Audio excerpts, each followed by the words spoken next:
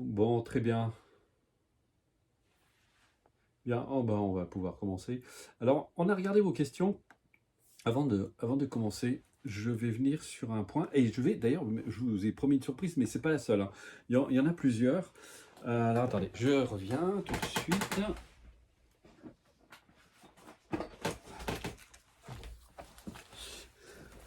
Je Comme voulais, chez nous. voilà, je voulais vous... Parce qu'en fait, il y a un peu plus d'un an, mon éditeur m'a demandé de réaliser un jeu de cartes. Et puis, j'avoue que ça ne me parlait pas du tout. Donc, j'ai traîné des pieds. J'ai mis un an est passé sans que j'écrive quoi que ce soit. Et puis un jour, j'ai eu comment dire, une espèce d'éclair comme ça en me disant, et c'est parce que moi, un tarot de divination, c'est pas du tout, c'est pas du tout mon domaine, puis ça m'intéresse pas du tout. Et puis les tarots existentiels, il y en a déjà tellement que je voulais pas refaire un énième tarot existentiel. Et je me suis dit, mais est-ce qu'on pourrait pas utiliser ces tarots ou ces jeux de cartes pour aider les gens à réaliser leurs objectifs? Et d'un seul coup, c'est devenu pour moi une évidence. Et j'ai commencé à écrire. Et le jeu a été écrit, je m'y suis mis il y a à peu près un mois, et je viens de le terminer. Je viens juste de le terminer, c'est tout frais. Donc vous voyez, vous êtes aux premières loges, et je voulais un petit peu vous en faire profiter. Alors maintenant, ça va passer par un graphiste, ça va être soumis à l'éditeur, qui à mon avis a déjà dit oui. Donc il faudra quelques mois avant que ça sorte. Mais je pense que c'est un outil qui va être particulièrement utile pour ceux qui, justement, sont en questionnement, s'interrogent, veulent avoir des réponses. Alors évidemment, ça ne remplace pas un cours, ça ne remplace pas une démarche d'entreprendre, mais en tout cas, ça va éclairer sur un certain nombre de points. Alors, je ne vais pas vous faire un jeu complet, on va tirer comme ça ensemble une carte. Alors attendez, parce que j'ai plus la liste. Voilà, voilà. Alors, on a deux sortes de cartes. Il y a les cartes qui sont liées à l'aspiration, c'est les cartes, on va dire, entre guillemets, positives. Et puis, il y a les cartes qui qui représentent les obstacles. Alors, ça part de l'idée que, en fait, je reprends un peu la phrase que me disait toujours Shimei Rinpoche. Il disait, l'homme, c'est comme une voiture à deux moteurs. Il y a un moteur qui pousse en avant, ce sont nos aspirations, ce sont nos souhaits, ce qu'on a envie d'accomplir dans notre existence. Et puis, de l'autre, il y a tous nos obstacles, nos peurs, la culpabilité. Par exemple, on a une aspiration. Évidemment, ça nous paraît clair, mais au fond de nous, c'est comme si il y a une petite voix qui nous disait qu'on ne le méritait pas. Et on a du mal à se l'accorder. Et c'est vrai, comment faire pour s'accorder une chose qu'on considère ne pas mériter? Donc on voit que ce sont des obstacles quand même très importants. Il y a la peur, les doutes, la culpabilité, il y a les peurs de toutes sortes, la peur d'échouer, la peur de réussir aussi. Donc vous en avez tout plein comme ça. Et donc, il y a tout un jeu de cartes qu'on peut faire comme ça autour d'une question centrale qui est votre aspiration. Et je vais demander justement à Nathalie, celle qui va faire le tirage, je vais lui demander de choisir entre 1 et 2, d'abord. Un. Alors c'est un jeu, il y a 54 cartes, alors juste pour préciser, il y a 54 cartes, et il y a un deuxième jeu qui sont des cartes pratiques, sur lesquelles il y a des exercices pratiques à faire au quotidien. Donc tu as choisi 2. Non, le 1. Le 1, d'accord. Donc entre 1 et 25. 17. 17. Ah, l'amour. Oh, je le connais pas le jeu, hein, donc il n'y a pas de triche. L'amour. Donc si vous tirez la carte de l'amour... Alors, il faut juste que je la trouve. Pour l'instant, c'est le brouillon, hein, donc vous m'excusez, il faut que je cherche la carte. Voilà. L'amour.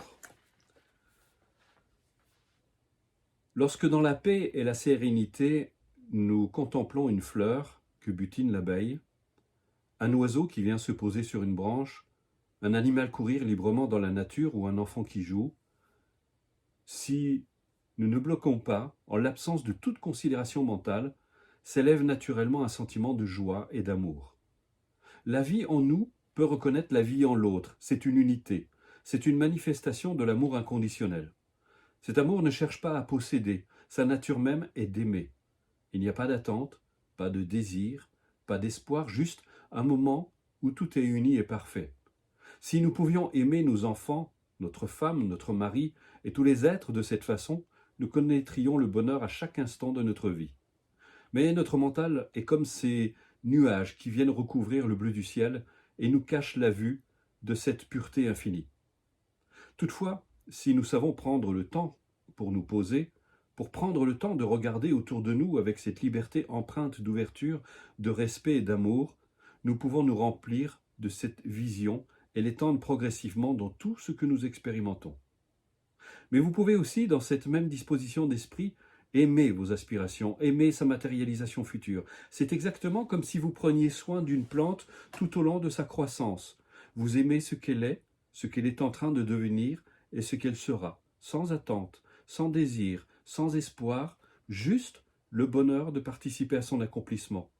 C'est de cette manière que vous connaîtrez ce qu'un sage appelait un succès sain et que vous vous assurerez le bonheur dans sa matérialisation. Si vous tirez cette carte ou si elle se trouve à gauche du jeu ou en bas, peut-être que votre volonté est trop forte et écrase le déploiement de votre aspiration. Il vous manque cet ingrédient précieux qu'est l'amour. Si vous aspirez à rencontrer une personne, aimez-la avant même de la rencontrer, qu'elle soit déjà dans votre cœur, comme si elle faisait déjà...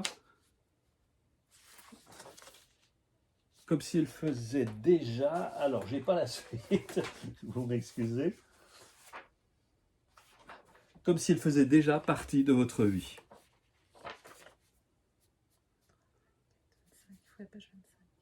Alors, j'ai juste perdu la page 25. Bon, je pense que voilà, on a entendu l'essentiel. Voilà. Il manque la page 25 en fait, c'est pour ça que j'ai pas le reste. Voilà, c'était juste pour vous donner une petite idée, j'avais envie de partager ça avec vous. Et vous avez tout un ensemble de cartes, je vous ferai peut-être une carte pendant justement la web conférence. Et je pense que ça peut être vraiment un superbe outil pour avancer, donc quand on a des aspirations. Parce que vous voyez, c'est une chose, et ça va me permettre d'introduire justement cette conférence, parce que j'ai regardé toutes vos questions, et on revoit à peu près des questions similaires qui viennent dans les difficultés avec les relations, avec les parents, avec les enfants, avec le conjoint, les relations dans le travail, dans notre profession, nos difficultés avec l'argent, etc. Et on se rend compte, et je pense qu'il y a une chose que vous devez avoir à la conscience et qui est très important, c'est une question que les gens se posent très peu, et c'est pourtant, je ne sais plus comment il s'appelle, qui disait « Il n'y a pas de vent favorable pour celui qui ne sait pas où il va ». La première chose à déterminer dans notre vie, vous voyez, on entreprend plein de choses. Par exemple, on va se marier, on va avoir des enfants, on va avoir un métier, on va acheter une maison, on va faire... Mais jamais on prend le temps de savoir pourquoi on fait tout ça. Pourquoi est-ce qu'on entreprend finalement tout ça? Et on va voir que derrière, finalement, qu'est-ce qu'on veut? En fait, on veut être heureux. C'est notre aspiration. Si on se marie, si on veut rencontrer homme, femme, avoir des enfants, c'est parce que derrière, en arrière-plan, il y a une aspiration au bonheur. On souhaite être heureux. Si on entreprend un métier, bien sûr, comme on dit, ce vilain mot, il faut gagner sa vie. Mais c'est quand même triste de faire un métier juste pour gagner sa vie, c'est-à-dire juste pour se nourrir, alors qu'on pourrait avoir les deux, c'est-à-dire s'épanouir dans son travail, tout en étant évidemment rémunéré, puisqu'on a besoin de s'acheter des vêtements, de se nourrir, etc. Et on ne se pose pas cette question fondamentale, et ce n'est pas présent dans notre culture. Vous voyez, il y a une espèce de standardisation. Il faut faire des études, et puis après, on rentre un peu dans le moule, on fait un peu ce que tout le monde fait, finalement. On a tendance à suivre le courant, sans se poser cette question fondamentale, mais au fond, qu'est-ce que je veux, réellement? C'est quoi mon aspiration? Et je crois qu'on veut tous le bonheur. Les bouddhistes sont tous unanimes, les sages sont tous unanimes sur ce plan. Qu'est-ce que veut l'être humain, au fond? Même s'il ne se l'avoue pas, il veut être heureux. On veut une bonne place au soleil, vous savez, même les cambrioleurs, s'ils essaient ils volent de l'argent, c'est pour avoir de l'argent, pour pouvoir aller quelque part, aller vivre dans les îles, je ne sais pas quoi, en tout cas, être tranquille. Mais le problème, c'est qu'ils ne sont jamais tranquilles. Donc, mais il y a toujours, en arrière-plan, il faut en avoir conscience, en arrière-plan, cette aspiration au bonheur. Et ça, c'est très important, parce que une fois que vous avez déterminé ce que vous voulez, une fois que vos motivations sont claires, ben, vous n'allez pas aller n'importe où. Je prends un exemple. Si votre voiture est en panne, vous n'allez pas appeler le plombier, vous allez appeler le garagiste. Parce que ce que vous voulez à ce moment-là, c'est que votre voiture, elle remarche. Vous voyez, ça a l'air évident comme ça. Mais on constate que finalement, les gens, comme ils ont très peu d'idées de ce qu'ils veulent vraiment, eh bien, ils ne prennent pas la bonne route, ils ne prennent pas les bonnes orientations, et ils ne rencontrent jamais les bonnes personnes, et ils ne sont jamais au bon endroit. Et on va voir à quel point cette phrase qui dit il n'y a pas de vent favorable pour celui qui ne sait pas où il va, est vraiment le cœur de tout. Et la première chose, moi, que je vous invite à faire, et je n'arrête pas de le dire dans les stages, dans les cours, je reviens constamment sur cette question, parce que tellement elle est fondamentale, tellement elle est fondamentale. Qu'est-ce que je veux vraiment? C'est quoi mon aspiration? Et, et parce qu'une fois que vous avez déterminé mon aspiration, finalement, derrière tout ce que j'entreprends, c'est d'être heureux.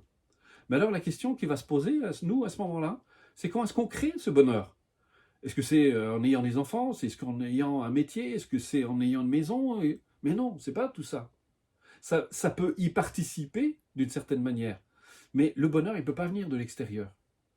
Il va venir de notre façon d'être. On va voir que, effectivement, le bonheur, comme tous les phénomènes, résulte d'un ensemble de causes et de conditions.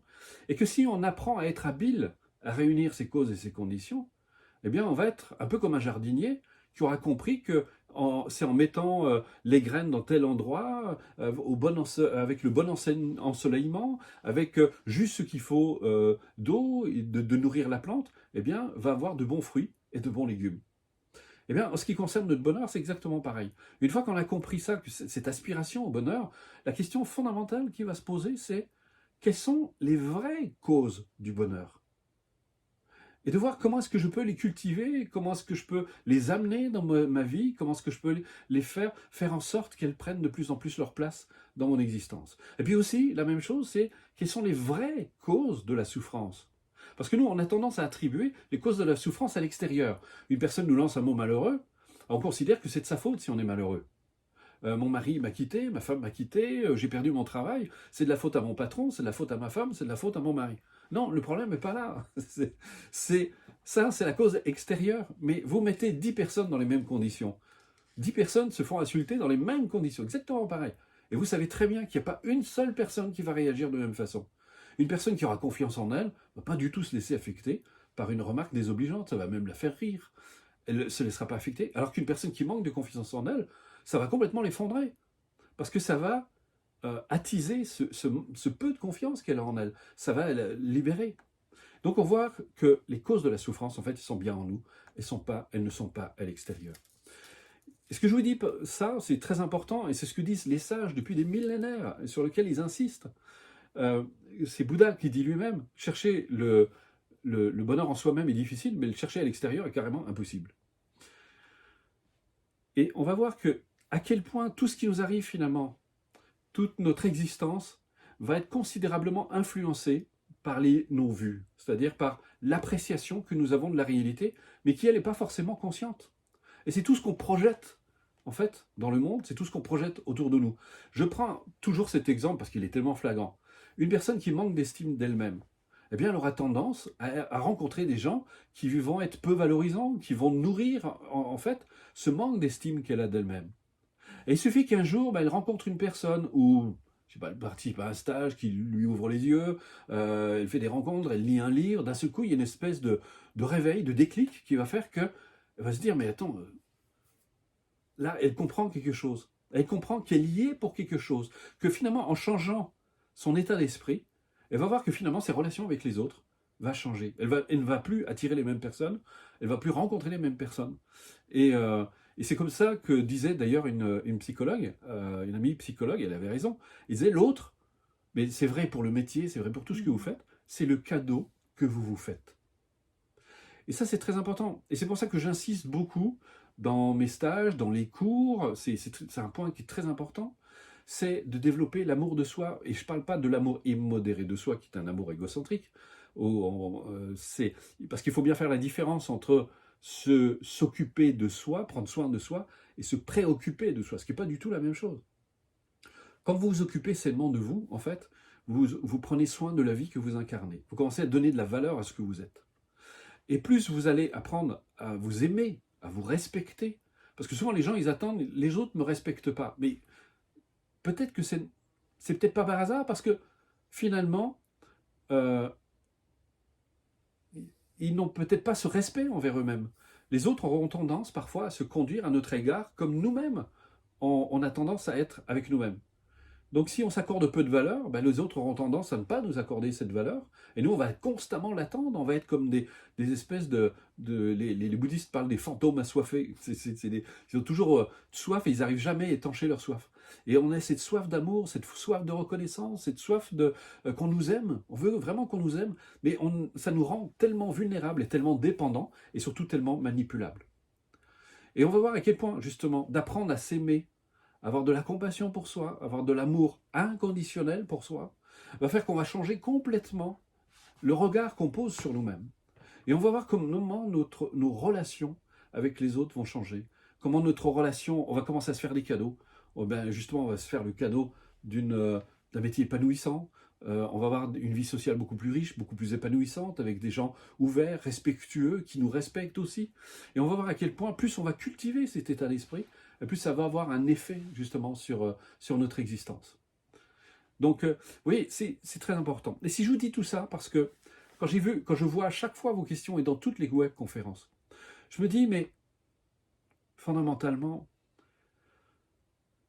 la question qui se pose, c'est est-ce que vous êtes prêt à faire ce qu'il faut pour que votre vie change? Est-ce que vous êtes prêt à prendre enfin votre vie en main et prendre la responsabilité de votre vie pour que votre existence puisse commencer à changer? Et à examiner vraiment avec détermination, avec motivation, justement, les causes du bonheur et de commencer à les cultiver chaque jour, chaque jour. Alors bien sûr, on a besoin d'aide. Et c'est pour ça que, justement, on propose des cours, on propose des stages. C'est pas du tout pour comment dire,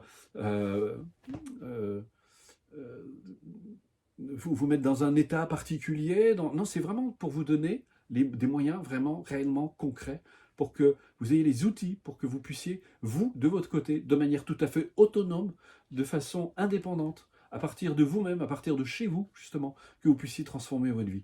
Et je pense que ça, c'est très important parce que tant qu'on n'a pas pris cette décision, et si vous êtes dans ce rapport en disant « c'est de la faute aux autres », mon bonheur, parce que mon mari il est comme ci, mon mari il est comme ça, mes enfants sont comme ci, le gouvernement est comme ci, on a tendance à pointer les autres du doigt, et tant que vous ne vous dites pas « je peux y faire quelque chose », je suis prêt à prendre ma vie en main et à changer ce qui doit être changé et ce que je peux changer en moi-même pour que ma vie à l'extérieur commence à changer. Évidemment, ça va forcément bousculer les meubles, ça va remettre en question un grand nombre de choses dans votre existence, dans votre façon de vivre, dans votre façon d'échanger avec les autres, dans les choix que vous opérez. Mais petit à petit, vous allez commencer à créer un univers de bonheur de plus en plus important. Donc, tout ça est quelque chose de vraiment fondamental. Et si vous l'avez bien compris, je pense que vous comprendrez peut-être ma façon aussi de répondre à vos questions. Parce que peut-être que je ne vais pas répondre de la façon dont vous l'attendez, mais peut-être celle qui me semble en tout cas la plus appropriée. Mais je voudrais vous dire aussi, et ça c'est très important, je n'ai pas forcément toutes les réponses. Parce que, pour la simple et bonne raison, c'est que d'une part, je n'ai pas tous les paramètres, je ne vous connais pas suffisamment, et je ne vous connais même pas du tout, puisque vous êtes de l'autre côté de l'écran. Et votre situation, toutes les situations sont toujours sont le résultat d'un ensemble de causes et de conditions. Donc c'est quelque chose d'extraordinairement complexe. Et, il y a l'air d'avoir des soucis sur Facebook, sur YouTube, il y a des coupures. Il y a des coupures. Oui, il y a plein de remarques. Ouais, je suis désolé, je me tourne vers Loïc, est-ce qu'on peut y faire quelque chose? Alors, moi ce que je vous propose, c'est essayer peut-être de relancer, pareil tout le monde. Si vous avez des coupures, cliquez sur la roue crantée et baissez la qualité. Donc, ah oui, ça vient peut-être que vous êtes en haute définition, donc il faut peut-être réduire. Oui. Impossible de vous écouter, c'est écouter les coupures, moi aussi, aucune coupure sur YouTube. Idem. Alors par contre, Natacha n'a dit aucune coupure. Donc... Natacha n'a aucune coupure, donc je pense que Loïc a vraiment raison. Modifier le niveau. Ça y est, contact réussi avec mon mobile. Donc effectivement. Non, ça c'est France. Et j'entends Bruno. France. Tout à l'heure. Ok, bonsoir à vous tous. D'accord. Non, tout est bon. Donc effectivement, il y en a. C'est qu'une catégorie de personnes. Donc effectivement, réduisez peut-être la. Ça fonctionne parfaitement sur YouTube. Sinon, allez sur YouTube aussi. Hein, vous avez YouTube. C'est peut-être... parce que le problème, c'est que sur Facebook, on est en plein dans les heures de pointe, là. Et donc, à mon avis, ça sature un peu. Et les bouchons à Montpellier. Ah, magnifique, Françoise. Oui, il y a des gens qui sont vraiment motivés. Donc voilà, j'espère que ça vous a éclairé ce que je viens de vous dire, et c'est très important, et je vais pouvoir répondre à vos questions. Alors, reste, pour les gars, s'il vous plaît, on vient de vous dire, regardez les messages qu'on vous met pour vous aider, pour ceux chez qui ça bug. Allez sur YouTube. À Voilà. mon avis, les gens sur YouTube ont l'air, Oui. ça a l'air de très bien marcher. Donc allez plutôt sur Et YouTube. Loïc vous a mis le lien Et Loïc vous a mis le lien. pour rejoindre YouTube. Hein, donc, Ouais, allez plutôt sur YouTube. sur le chat. Laissez Facebook, Voilà. parce qu'à mon avis, Facebook, ça sature. Bon. Voilà. Ok, sur YouTube, sur le portable, c'est tout. C'est ok. Bah voilà, c'est parfait. Donc voilà. Bon, de toute façon, il y aura un replay, comme ça vous pourrez réécouter le début. Voilà. Alors, moi, je vous invite à rester jusqu'à la fin. On a quelques petites surprises pour vous. Et puis, là, maintenant, on va commencer à répondre à vos questions. On en a quelques-unes qui sont particulièrement intéressantes. Donc, on y va. Je suis tout oui. Oui. Donc, moi, je me présente. Je suis Nathalie. Pour ceux qui ne me connaissent pas, je peux faire Monsieur, une maintenant, petite présentation. elle est connue. Non, Tout le monde la connaît, enfin, en fait. pour ceux qui ne connaissent pas, qui viennent pour la première fois, D'accord. donc je fais partie de l'équipe Ressources Actualisation, avec Loïc qui est votre interlocuteur sur le chat par rapport aux questions techniques et qui s'occupe des vidéos de Ressources Actualisation. Et si vous appelez au bureau de Ressources Actualisation, vous aurez aussi l'occasion de parler à Fabienne qui fait partie de l'équipe. Voilà, je voulais me présenter aux nouveaux venus. Pour ceux qui disent encore que ça coupe, allez sur YouTube, quittez Facebook. Il semblerait qu'avec Facebook, ça ne marche pas bien. Baissez la qualité. Ou baissez la qualité de votre vidéo. Voilà, vous êtes peut-être en Voilà. HD, c'est peut-être pas... Voilà, donc on a voilà, Loïc vous avez les donné infos. toutes les informations. Alors il va sur vous le chat, redonner de hein. temps en temps. Loïc, je t'invite à remettre le lien pour que les gens puissent aller directement sur YouTube. Voilà. Voilà. Alors, nous commençons par les questions. Sabine, dans cette période où les relations humaines sont vraiment maltraitées et où le bon sens semble s'être fait la malle, avez-vous des conseils pour vivre les choses avec plus de légèreté? Pour ce qui me concerne, j'aime pouvoir entrer en communication librement avec les autres, j'aime le contact physique, or je me retrouve assez seule, même si les pratiques constituent de solides ancrages au quotidien. Je pense que je ne sais pas comment répondre parce que c'est tellement individuel, c'est tellement propre à chacun, mais je pense qu'il faut se créer un réseau d'amis qu'on peut rencontrer, avec qui on peut être. Je pense qu'il ne faut pas se laisser impressionner par ce qui se passe. D'abord parce que moi, ce que je déplore aujourd'hui, c'est l'excès d'information. C'est l'excès d'information. Je ne sais pas, comme disait professeur... je ne sais plus qui est intervenu, il y a pas... Oui, professeur Toussaint. François Toussaint. Si vous avez l'occasion de regarder sa vidéo qui est vraiment magnifique. Qui est sur la page Facebook de Qui est sur ma page Facebook d'ailleurs. Je déplore vraiment cet excès de... On ne sait pas à quoi jouent les journalistes aujourd'hui parce qu'ils mettent la loupe sur un endroit et on a l'impression qu'il n'y a plus que ça. Alors qu'aujourd'hui, quand on regarde les chiffres officiels réels au niveau du Covid, c'est vraiment comparé à d'autres pathologies, d'autres maladies qui tuent plusieurs centaines de personnes par jour. On ne comprend pas. Donc c'est curieux. Ça, c'est juste un point de vue. Et puis, je crois qu'aujourd'hui, et bien maintenant, peut-être que cette situation nous invite à regarder et à vivre autrement. Et je parlais justement de créer le bonheur en soi-même. Et je pense que ça, c'est la chose qu'il faut faire, parce que notre bonheur, je le répète, ne peut pas dépendre de l'extérieur. Il dépend avant tout de ce que nous sommes, de ce que nous cultivons en nous-mêmes. Et ça, c'est vraiment le point le plus important. Et c'est ce qu'on fait d'ailleurs dans les stages, les gens, ou dans les cours, on montre aux gens qu'ils ont en eux des ressources absolument extraordinaires, et que cet amour, cette compassion qu'ils cherchent tellement à l'extérieur, cette reconnaissance qu'ils cherchent à l'extérieur, est vraiment présente d'abord en eux, en elles. Et ça, vous pouvez vraiment le cultiver. Mais c'est vrai, en même temps, qu'on a besoin de contact. On a besoin d'échanges avec les autres, on a besoin de pouvoir partager avec les autres. Eh bien, encore une fois, j'insiste, créez des réseaux autour de vous, avec des amis, pour que vous ne soyez pas obligés, justement, d'aller courir dehors pour... c'est vrai que bon, bah, les mouvements visiblement sont restreints. Enfin, moi, je ne le ressens pas, mais peut-être parce qu'on vit à la campagne, où là, tout le monde est relativement détendu, personne n'a le masque, on ne vient pas nous casser les pieds, donc ça va, c'est plutôt... Alors j'imagine que la situation dans les villes doit être un petit peu plus compliquée. Mais je n'ai pas vraiment de conseils à donner parce que c'est tellement propre à chacun.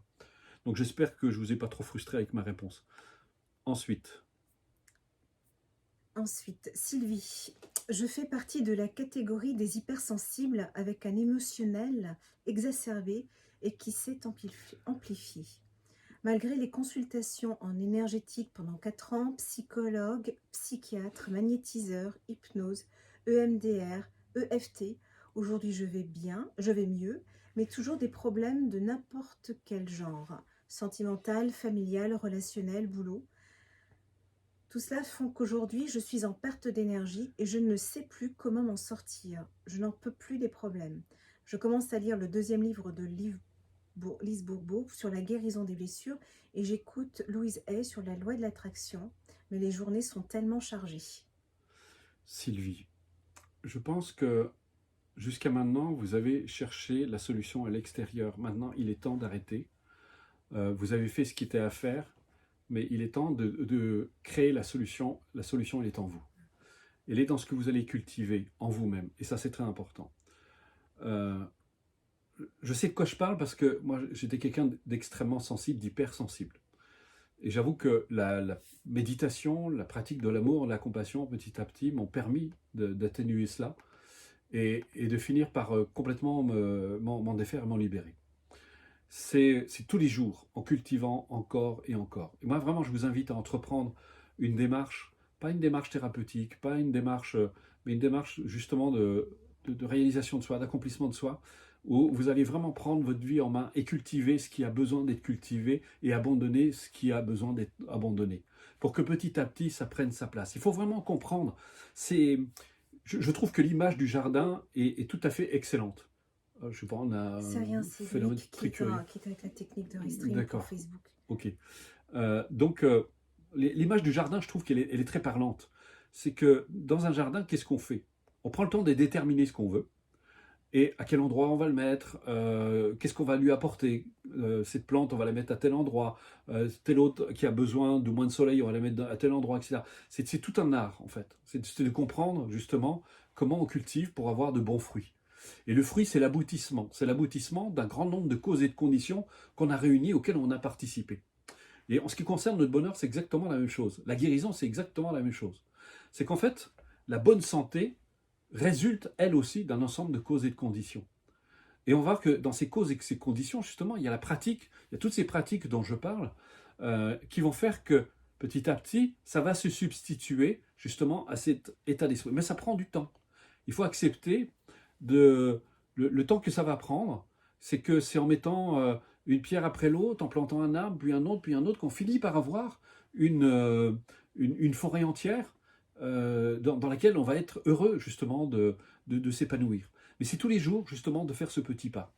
Il faut comprendre que le médecin chinois, le magnétiseur, tout ce qu'il va pouvoir faire, c'est de recréer un équilibre qui est perturbé. Mais le problème, c'est que ce qui est à l'origine de cette perturbation, lui, il disparaît pas pour autant. Et moi, je connais très bien la médecine chinoise, puisque je l'ai étudiée, et j'ai beaucoup d'amis, justement, qui sont des médecins chinois, le disent. Les gens viennent nous voir, nous, on rééquilibre, mais ils redéséquilibrent derrière par, justement, leur perturbation émotionnelle, etc. Donc, il faudrait qu'ils entreprennent une démarche, justement, pour arriver à stabiliser ces émotions. Et moi, vraiment, je vous encourage à entreprendre une démarche, et c'est comme ça que vous arriverez à corriger votre problème. Thérèse, accepter l'inacceptable, les conséquences d'erreurs médicales, déménagement, etc. C'est très succinct comme question. C'est trop vague pour que je puisse répondre. Je peux pas. Je sais pas répondre à une question aussi vague. Mélanie, ça fait 5 ans que je m'ouvre à ma lumière et ce n'est pas facile. J'ai trop de colère en moi. J'apprends à gérer mes émotions et à méditer le plus possible. Je sens mon ego qui est bien présent, je l'accepte, mais j'ai l'impression de me battre. J'ai toujours eu ce mal de vivre, donc j'ai pris ces habitudes pour en sortir. Même si mes motivations, mes rêves sont là, on dirait que c'est plus fort. Du coup, ma vie tourne en rond. Ça n'avance pas et ne change pas. J'en suis consciente. J'ai fait beaucoup d'efforts et de progrès, je suis fière de moi, mais cette colère est encore trop présente chaque jour. Des situations extérieures font ressortir cette émotion. Il y a deux mots que vous utilisez. C'est le mot gérer. Je gère mes émotions et je me bats. Vous ne pouvez pas trouver la paix dans le combat. De la lutte ne naîtra que la lutte. Du combat ne naîtra que le combat. Euh, c'est comme essayer de déclencher une guerre pour trouver la paix. C'est un non-sens.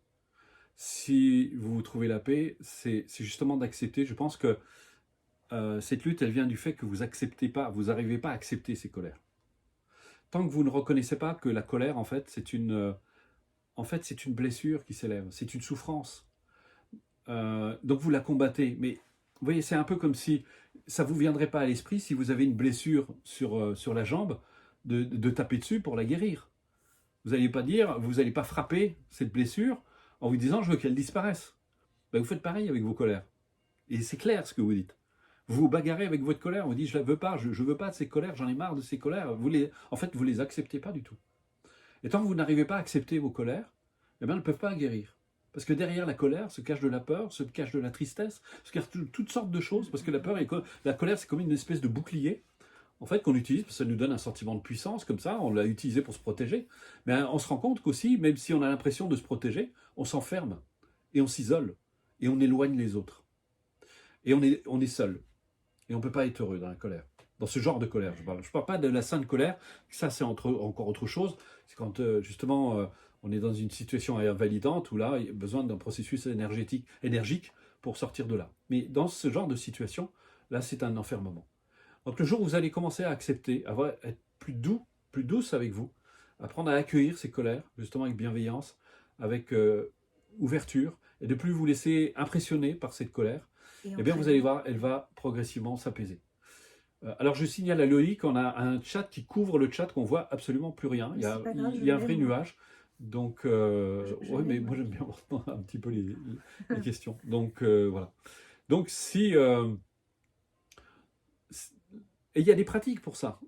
Il y a des pratiques. Hein. Nous, dans les cours, il y a d'ailleurs un exercice qui s'appelle l'acceptation de soi. On apprend non seulement à accepter ses côtés positifs parce que c'est très important, mais on apprend à accepter aussi ses côtés négatifs qui ne sont pas si négatifs que ça, qui sont, encore une fois, des souffrances qui s'expriment finalement. Et on n'a pas de défaut, on a juste des caractéristiques de notre esprit, et certains sont mal éclairés par notre... Ah voilà, c'est parti. Ils sont mal éclairés par notre conscience. Donc, quand vous allez commencer à poser un regard différent, vous verrez que les choses vont vraiment changer. Impossible pour moi de calmer mes pensées parasites. Mais c'est la même chose. Lors de mes moments de méditation. On ne calme pas ces pensées parasites. Laissez, considérez-les comme des nuages qui passent dans le ciel et acceptez-les. Arrêtez de vous bagarrer avec tout ça. Jocelyne, il y a bon nombre de questions en effet à poser avec le parcours qui est le mien. Alors voilà ce qui souvent me taraude. Comment peut-on se prétendre spirituel au contact d'avec la nature et une fois rentré au bercail ou autre, être dans une indifférence avec le monde qui nous entoure? Ouais, il faudrait savoir de qui vous parlez. Est-ce que c'est vous? Est-ce que c'est quelqu'un d'autre? Je pense que c'est elle. Ouais. Je pense que puisqu'elle dit par rapport à son parcours qui est le Mais sien. à mon avis, je pense que c'est un mécanisme de défense, vous vous protégez. Je pense qu'il y a une réaction qui fait que vous vous coupez de ce que vous ressentez dès que vous êtes avec les autres. La nature, c'est facile. Être dans la nature, être avec les animaux, s'ouvrir à eux. Les animaux sont tout ouverts, ils n'ont pas de mental, ils ne nous jugent pas. Donc, avec les humains, c'est un peu plus difficile parce que ils nous renvoient des choses, ils vont répondre parfois, ils ne seront pas toujours conformes à nos désirs, à nos attentes, ils vont nous énerver et toutes sortes de choses. Et parfois, on ne veut plus ressentir ça, donc on se coupe. Et c'est peut-être, à mon avis, le cas, mais je n'ai pas assez d'éléments pour répondre correctement à cette question. Il y a quelqu'un qui dit une chose, concentration quand vous méditez. Non, concentration, non. Si vous vous concentrez, ce n'est pas de la méditation. Donc, Florence, bonjour. Je vous écoute depuis environ mars, en période de confinement, avec les balades de Bruno. Aujourd'hui, particulièrement avant d'aller au travail, pour contrôler mes émotions. Pour ne pas me faire envahir par les paroles et les tensions qui peuvent intervenir sur le plateau, je travaille en open space. J'ai réussi, mais en partie, car j'ai beaucoup de mal à lâcher prise quand une info négative me concerne ou encore quand des tensions surviennent entre collègues par manque d'équité. Mais alors, il faut toujours savoir, c'est que l'extérieur ne fait que révéler quelque chose qui est en nous. Alors, il y a un mot, à mon avis, moi qui me gêne, c'est le mot contrôle. On ne contrôle pas ses émotions. Je dirais, on les apprivoise. On apprend à apprivoiser ses émotions. C'est un peu, d'ailleurs, si vous suivez les balades de Bruno, d'ailleurs, je recommande, il y a beaucoup de réponses. Hein. Il y a des gens qui s'interrogent sur Facebook. Il y a les balades de Bruno. Vous avez aussi une page consacrée. Vous tapez les balades de Bruno, vous allez tomber dessus et vous allez trouver tout ça. Et je donne énormément de réponses justement en rapport avec ça. Là aussi, c'est pareil. Vous essayez de combattre quelque chose parce que vous vous dites ça ne devrait pas être là. Ces émotions ne devraient pas être là. Elles ne devraient pas être dans mon esprit, et vous pensez que ces émotions ou ces pensées vont vous affecter et vont avoir une influence sur vous. En réalité, ce n'est pas du tout le cas. Parce que quand on commence justement par la puissance de la méditation, on commence à examiner justement toutes ces pensées, toutes ces émotions, on va voir que finalement, elles sont insubstantielles, elles n'ont aucun pouvoir, elles ont juste le pouvoir qu'on leur donne.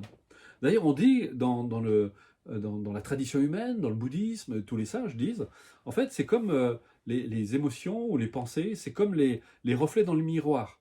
Elles ne peuvent pas affecter le miroir. Et nous sommes le miroir, en fait. Nous sommes le miroir, mais toutes ces pensées, toutes ces émotions, peuvent pas sur le fond, ne peuvent pas affecter ce que nous sommes. Le problème, c'est que, comme nous n'avons qu'une faible conscience de notre véritable nature, de ce que nous sommes vraiment, eh bien, on se laisse perturber, parce qu'on pense qu'elles ont un pouvoir, elles ont une réalité en soi, et qu'elles peuvent nous affecter. Et c'est là où justement c'est important de méditer, la pratique de la méditation, la pratique des antidotes, comme je le dis. D'ailleurs, j'invite Loïc à mettre la vidéo sur la bonne pratique, c'est celle qui marche, quoi, dans les balades de Bruno, où là je résume en fait l'ensemble de la démarche, de la pratique, de ce qu'il convient de faire justement pour arriver à se libérer. Mais là, je le répète, si vous ne prenez pas votre vie en main, si vous n'entreprenez pas une démarche, juste écouter des vidéos, lire des livres, ça ne suffit pas. Il faut passer à quelque chose de concret pour arriver petit à petit à prendre de la hauteur, à prendre de la distance pour enfin se libérer.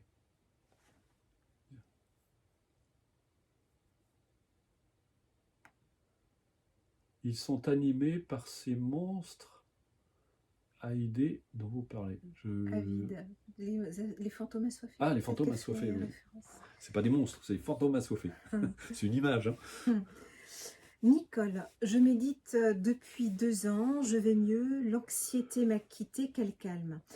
Je suis née pendant la guerre d'une mère très anxieuse et d'un père qui était en Allemagne à ce moment-là. Ma mère voulait un garçon, ma sœur ne m'aimait pas, car elle voulait un frère. Elle m'a toujours écrasée de peur que je la dépasse. Mes parents laissaient faire ça, les amusaient. Donc j'étais seule au monde, mais accrochée à ma mère, aime-moi. Plus tard, j'ai reporté cette dépendance affective, ou plutôt dépendance tout court, sur mon mari. Celui-ci a subi une grave opération il y a 6 ans. Ma question, peut-on en sortir en vivant avec la personne de qui on dépend, surtout que maintenant, il a aussi besoin de moi dans le quotidien, et je suis contente de pouvoir l'aider aussi. De plus, je n'ai plus beaucoup de temps devant moi et je ne suis pas encore arrivée à mon but. J'ai du mal à me projeter dans l'après-réalisation.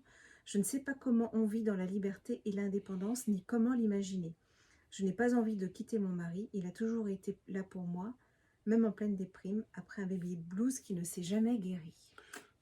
Personne ne vous demande de le quitter d'ailleurs. Hein. Je pense que ça doit être votre choix. Mais... Parce que son but, c'est sortir de cette dépendance.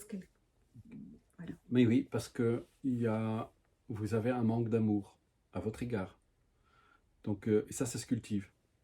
Quand on dépend de l'autre, justement, quand on est dans une dépendance effective, c'est qu'on n'arrive pas à trouver l'autonomie. C'est-à-dire qu'on n'arrive pas à trouver, c'est en libérant cette capacité à aimer, c'est comme ça qu'on devient autonome en fait. C'est de prendre conscience que ce que nous cherchons chez l'autre, en fait, il est en nous.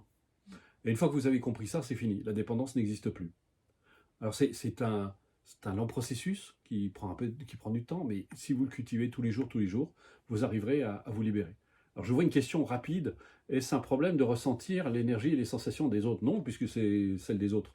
Donc si vous ne vous laissez pas affecter, y a pas de souci. C'est juste vous ressentez des choses. Mais demandez-vous si c'est vraiment les autres ou si c'est ce que les autres réveillent en vous, c'est-à-dire et qui vous appartient. Donc appropriez-vous ce que vous ressentez. Donc, Ensuite, tu finis pour oui. Nicole. Ok.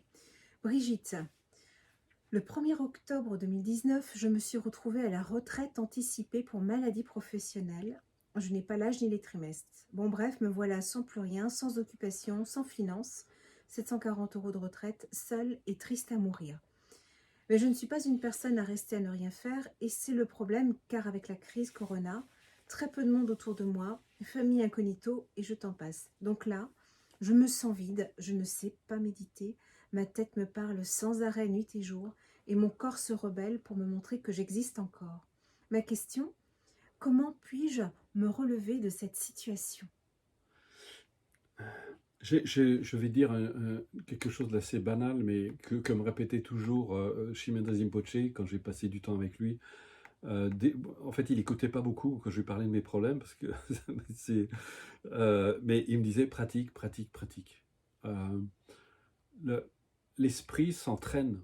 L'esprit, c'est quelque chose d'extraordinairement malléable. Et je vois justement des questions et ça va répondre. Cessez d'être des victimes. Arrêtez d'être des victimes. Vous n'êtes pas des victimes. Vous avez la capacité d'infléchir votre esprit dans le sens de vos aspirations, dans le sens de votre bonheur. Si vous ne le cultivez pas maintenant, qu'est-ce qui va se passer? C'est que ce que vous êtes en train d'entretenir, de nourrir, justement, ben vous le faites exister finalement. Et vous n'allez pas faire exister autre chose. Il faut comprendre, et ça c'est très important, je le répète, mais c'est une phrase que j'arrête pas de répéter. Il y en a qui ont dû l'entendre 1000 fois. Mais si vous continuez à penser, à agir, à vous exprimer comme vous l'avez toujours fait, quel résultat? Est-ce que vous pouvez espérer un résultat différent de celui que vous avez obtenu jusqu'à aujourd'hui? Bien sûr que non. Donc, il est temps maintenant d'accepter de prendre votre vie en main, de se dire, maintenant comment je fais justement pour commencer à agir? Ça, normalement, ça ne pose pas trop de problème. À m'exprimer différemment, ça non plus. Mais, et à penser différemment. Et ça ne pose pas plus de problèmes. C'est une question de pratique. Et c'est là où vous devez comprendre à quel point votre esprit est extraordinairement malléable. Mais il faut juste accepter. Ben, le problème, c'est qu'on est dans une ère où on est très pressé, on veut appuyer sur un bouton, on veut tout de suite un résultat. C'est pour ça qu'on va avoir aussi des thérapeutes, parce qu'on attend un coup de baguette magique, sortez-moi de là, je suis dans le merdier. Ben, le thérapeute, qu'est-ce qu'il va faire? Il va vous inviter à prendre votre vie en main. Il va faire la même chose, en tout cas si c'est un bon thérapeute. Et donc, si vous attendez, encore une fois, le bonheur de l'extérieur, vous ne l'aurez jamais. Et il faut comprendre que la situation dans laquelle vous êtes, elle a toujours un point de départ. Mandamé, il disait toujours, c'est de là où vous en êtes qu'il faut partir. Ça veut dire que de là où vous en êtes, vous pouvez faire un pas, puis un autre, puis un autre, puis un autre, qui petit à petit va changer. C'est autant de graines que vous semez qui, à un jour ou l'autre, vont fleurir. Mais si vous êtes là en train de vous dire, oui, ma vie est pourrie, je suis malheureux, il n'y a rien qui marche, tout c'est un ratage complet, etc., qu'est-ce que vous faites exister à ce moment-là, à votre avis? Et qu'est-ce que vous croyez que vous allez récolter dans l'avenir? Vous pouvez vous dire, ok, c'est la merde, c'est le bordel. Moi, j'étais à la rue, j'étais SDF. Mais dans cette situation, je me suis dit, comme j'avais déjà des notions de méditation, etc., je me rendais compte que ça, il n'y avait pas de raison que ça dure, mais ça dépendait de moi, de ce que j'allais créer, de ce que j'allais nourrir, de ce que j'allais entretenir.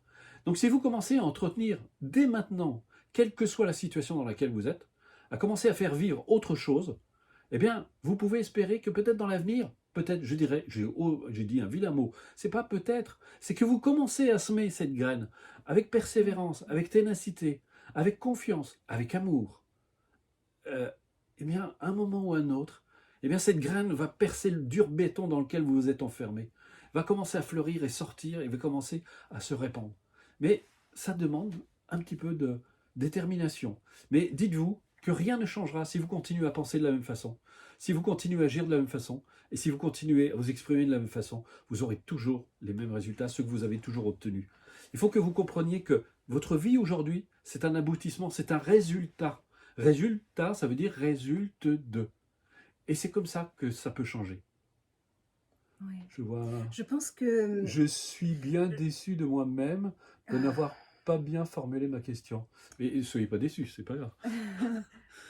Je pense que Marie Bataille avait posé une question un petit peu similaire. Je pense que Bruno a dû Oui, vous répondre, Marie. J'espère que oui. vous avez pu trouver votre réponse. Donc on va continuer. Agnès. Et puis ça va peut-être rejoindre la question de Anthony Griot qui est Oui. en reconversion professionnelle. Quelle question pourriez-vous me donner à dépasser ma peur, à savoir la confiance en soi? À vous entendre, cela paraît facile. C'est bien, on a un sage, Eliane Fan. Embrassez votre colère. Ben oui, mais c'est même plus que ça. C'est vraiment accueillez-la. Accueillez-la avec bienveillance. Ne vous bagarrez pas. Elle ne peut pas vous faire de mal, cette colère. C'est justement, si vous souffrez de ces émotions négatives, c'est justement parce que vous vous bagarrez avec. Vous leur donnez une force et une puissance qu'elles n'ont fondamentalement pas. Bon, on va aller dans l'ordre, parce qu'il y a plein de Oui. questions là qui fusent de partout. Anthony, on verra tout à l'heure. Donc Agnès, comme je suis au chômage depuis 2 ans et que j'ai maintenant de gros problèmes de santé, j'ai très souvent des pensées négatives. Je pratique la concentration sur le corps, la pacification du mental, ce qui m'aide beaucoup tant que je fais l'exercice. Mais lorsque j'arrête, cela repart de plus belle. J'essaie de laisser passer la souffrance, mais je n'arrive pas à ne pas adhérer à ces fortes émotions. J'ai l'impression d'étouffer, de perdre pied. Il me faut toujours plusieurs jours et nuits avant de me calmer, ce qui se reporte sur mon estomac. Comment puis-je faire pour ne plus souffrir autant et aussi longtemps à chaque fois? Agnès, en fait, moi je vois très clairement le truc, vous êtes dans une lutte. En fait, vous n'êtes pas arrivé à ce point d'accepter totalement justement votre négativité, cette souffrance. En fait, vous voudriez qu'elle ne soit pas là.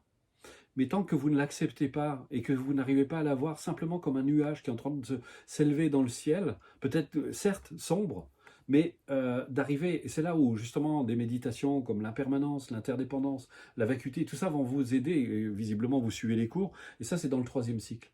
Et comme ça vous arriverez petit à petit à vous défaire de ça. Je pense qu'il y a un point que vous n'avez pas encore atteint, qui est justement d'accepter. Vous dites vous étouffez, c'est parce que vous essayez de les contrôler.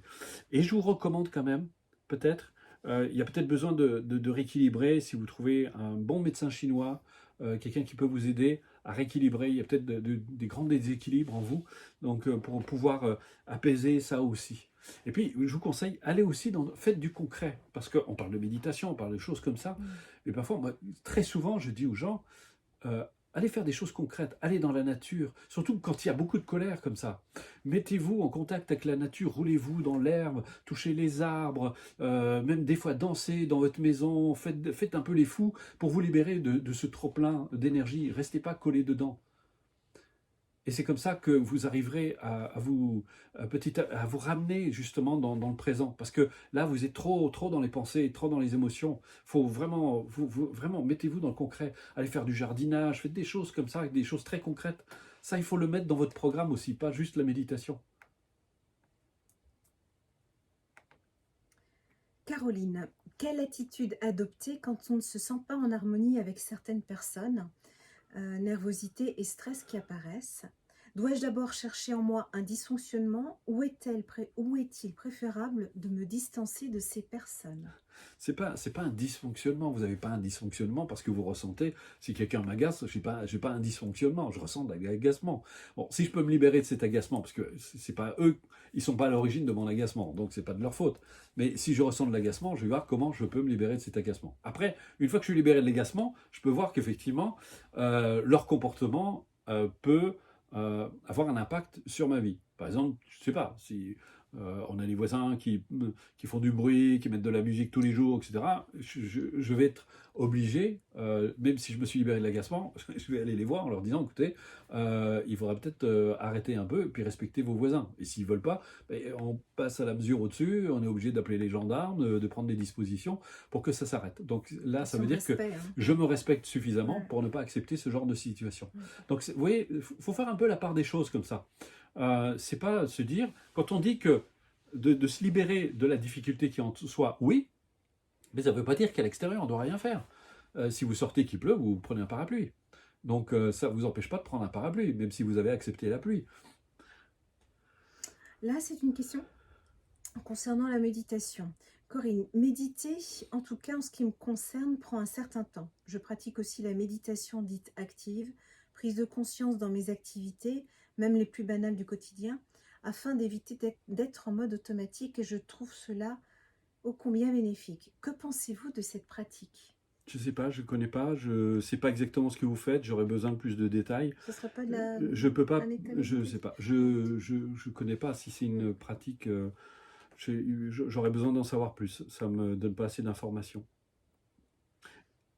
Ensuite, Chris Violette, comment avancer quand la raison d'une séparation ne vous a pas été exprimée? Faut-il avoir des réponses? Et comment agir pour se libérer? absolument pas. C'est comme un deuil, il faut l'accepter, il faut arriver à l'accepter, se dire bah, c'est fini, c'est terminé. Parce que vous voyez, c'est quand même dommage de vous dire vous avez une vie à vivre et parce que vous avez vécu une séparation, qui n'est pas où l'autre bah, il s'est comporté comme il a eu envie de se comporter, il a été conforme à ce qu'il est. Vous n'avez pas eu ce que vous vouliez, mais votre vie elle continue. Et vous restez bloqué dans le passé. Est-ce que, moi je vous poserai plutôt la question, est-ce que vous ne cherchez pas une excuse pour ne pas vous tourner vers l'avenir et construire autre chose? À mon avis, il y a peut-être plutôt quelque chose comme ça. Et puis, laissez l'autre partir, c'est fini. Donc, passez à autre chose et reconstruisez votre vie, commencez à l'envisager autrement. Il faut le passé, je ne sais plus qui disait d'ailleurs, le passé, c'est la mémoire au service du présent. C'est-à-dire que ça nous donne tout ce qu'on a vécu dans le passé, nous donne l'occasion d'y voir plus clair par rapport à ce qu'on ne veut plus, pour pouvoir construire ce que l'on veut, pour pouvoir faire exister ce que l'on veut. Donc si vous avez eu des expériences douloureuses, négatives, etc., tirez-en leçon, tirez-en bénéfice, regardez ce qui s'est passé, et puis une fois que les choses sont claires en disant « bon ça j'en veux plus », maintenant qu'est-ce que je veux exactement? Parce que la question, bon maintenant c'est clair ce que vous voulez plus, c'est bien, mais maintenant il faut clarifier ce que vous voulez. Et à partir de là, bah, ça va. Donc on répond, c'est juste pour répondre à Anthony qu'on a pris en cours de route Oui, oui. là, mais on répond d'abord aux Oui, questions on répond qui ont d'abord aux été questions qui ont été envoyées par mail, parce par que mail voilà, auparavant. on prend dans l'ordre. Hein. Josette, Donc gardez vos questions et vous les posez parce qu'elles vont être noyées dans le chat sinon. j'ai été opérée d'une grosseur à un sein, ça s'est très bien passé. La suite, traitement lourd, cachet, 24 rayons. J'ai une métastase sur le bassin qui a diminué à la dernière visite. Je m'occupe, je sors dans la nature. Que faire de plus? Je veux guérir. Le moral, pas toujours. Merci de me donner votre avis. Alors il y a une chose, moi, que je vois, le corps a été malmené, il a souffert, il a été chahuté, il a injecté énormément de poison. Il faut, je pense que tous les naturopathes seront d'accord avec moi, il faut vraiment le nettoyer, il faut faire une cure. Donc il y a plein de choses à faire de ce côté-là. Et je vous recommande justement de vous rapprocher peut-être d'un naturopathe ou de quelqu'un qui est versé dans le domaine. Il y a plein d'ouvrages aussi sur le domaine. Et je pense que c'est très important. Aujourd'hui, on reçoit, alors je fais juste une parenthèse, mais on nous fait avaler énormément de choses. La médication, il y a beaucoup de maladies iatrogènes parce qu'on est empoisonné par toutes ces molécules chimiques. Les vaccins vous laissent des choses, de l'aluminium dans le corps, des tas de choses comme ça. Et puis alors maintenant, moi, je suis effrayé de voir qu'on balance 11 vaccins à nos gamins maintenant que c'est obligatoire. Et je me dis, avec toutes les merdes qui y sont associées, il faut savoir que le système immunitaire, il est extraordinairement bien fait. La nature est extraordinairement bien faite. Il faut juste aider notre système immunitaire. Il faut le renforcer. Et vous voyez, en cette période de Covid, personne n'en parle. Les scientifiques n'en parlent pas. On ne vous donne pas d'instructions dans les médias comment faire justement pour renforcer votre système immunitaire. Et il y a plein de choses à faire. Et ce qui est fantastique. Et le problème, et c'est pour ça que certains, et moi je comprends les motivations de ceux qui sont contre les vaccins, parce que le problème, c'est que quand votre système immunitaire, on le surcharge justement d'informations avec tous ces vaccins, parce que quelque part ce sont des informations, il y a un moment il sature, il ne peut plus. Et c'est pour ça qu'on déconseille de faire des vaccins à quelqu'un qui est fragile, qui est hyper fatigué, qui est épuisé, parce que là, c'est une catastrophe. Donc vous imaginez, on balance 11 vaccins d'un coup à des enfants. Moi je me dis, mais on est complètement inconscient. C'est extraordinaire. Là, par contre, moi, je suis pas fondamentalement contre les vaccins. C'est la façon de les utiliser que je trouve extraordinairement dangereuse et périlleuse. Donc, et en plus, avec tous les additifs qu'il y a, l'aluminium qui va se foutre dans le cerveau, enfin, là, il y a eu assez d'études qui ont été faites, donc il faut faire attention. Donc, moi, je recommande toujours aux gens, nettoyer votre corps régulièrement pour qu'il puisse retrouver un fonctionnement naturel, normal, parce que vous vous chopez des tas de pathologies, vous vous demandez d'où ça vient. Donc ça, je fais juste une petite parenthèse. Je pense que je vais recevoir des mails incendiaires des pro-vaccins ou je sais pas quoi, mais je m'en fous. La question, elle est là. C'est que alors je suis pas comment dire un grand fan de Trump, mais s'il y a une chose positive que je trouve qu'il a fait, c'est justement de combattre, De s'opposer de aux s'opposer vaccinations en masse. au systématisme du vaccin. C'est une aberration complète. Donc, et il y a plein de traitements comme ça. Donc là, il faut savoir que la chimio, c'est un poison qu'on Bien injecte pour sûr. détruire Les cellules les cellules cancéreuses, cancéreuses. On mais détruit elles plein de tuent choses. aussi les Voilà. cellules qui sont saines. Donc Ouais. vous avez tout un truc comme ça. Et il faut en avoir conscience. Et des fois, vous vous retrouvez avec des difficultés, vous vous traînez, vous n'êtes pas bien, vous avez des déséquilibres, vous ne savez pas d'où ça vient. Ben, cherchez pas plus loin. Donc c'est pour ça qu'il y a toute cette Ouais. démarche à faire. Et là, il y a plein de thérapeutes. Allez voir des naturopathes, des gens qui sont dans le domaine, parce que c'est... voilà. Euh, et ça dépend, il y a plein de trucs. Hein. Vous savez, par exemple, si on nous a injecté beaucoup d'alumine, c'est l'alumine qui va se foutre dans le cerveau, là, il n'y a qu'un truc qui marche, L'aluminium, c'est le malade de magnésium, par exemple. Et Mm. puis, mais par contre, il y a des cures. Comment ça s'appelle la cure là, pour basifier qui nettoie en même temps Cardiaque. Non, l'autre. Multiplaisant. Multiplaisant, ouais. Le multiplaisant du docteur Orr, c'est Ouais. un médecin allemand. Ouais, c'est parce que c'est important aussi d'avoir De un organisme qui est purifier. basifié, qui est basique, et puis aussi ça va nettoyer votre foie, ça va nettoyer vos émonctoires en fait, et ça, le multiplaisant, c'est quelque chose de... Voilà, vous pouvez y aller, vous trouvez ça sur internet hein, facilement. Voilà. Donc, mais bon, il y a plein on en donne une, mais il y en a plein. Allez voir, il y a des naturopathes qui sont Oui, qui seront pour vraiment ça, bien placés et pour qui vous seront beaucoup conseiller, mieux ouais. placés que nous, parce que moi, c'est pas mon domaine. Moi, je le fais pour moi-même. J'ai une formation en médecine chinoise, mais puis en supplémentation. Mais voilà, il y a plein de choses à faire. Il faut prendre le temps. Votre santé, c'est pareil, c'est comme votre bonheur. Il faut la prendre en main. Ne la laissez pas dépendre de quelqu'un d'autre. Informez-vous, renseignez-vous, regardez ce qui existe. Moi, j'ai une amie, un jour, elle avait un cancer du cerveau. C'est son choix. Alors attendez, surtout, je fais très attention, je vais prendre beaucoup de précautions. Je ne vous dis pas que c'est ce que vous devez faire, mais elle a dit, moi, je ne vais pas faire ces rayons, je ne vais pas prendre de chimio.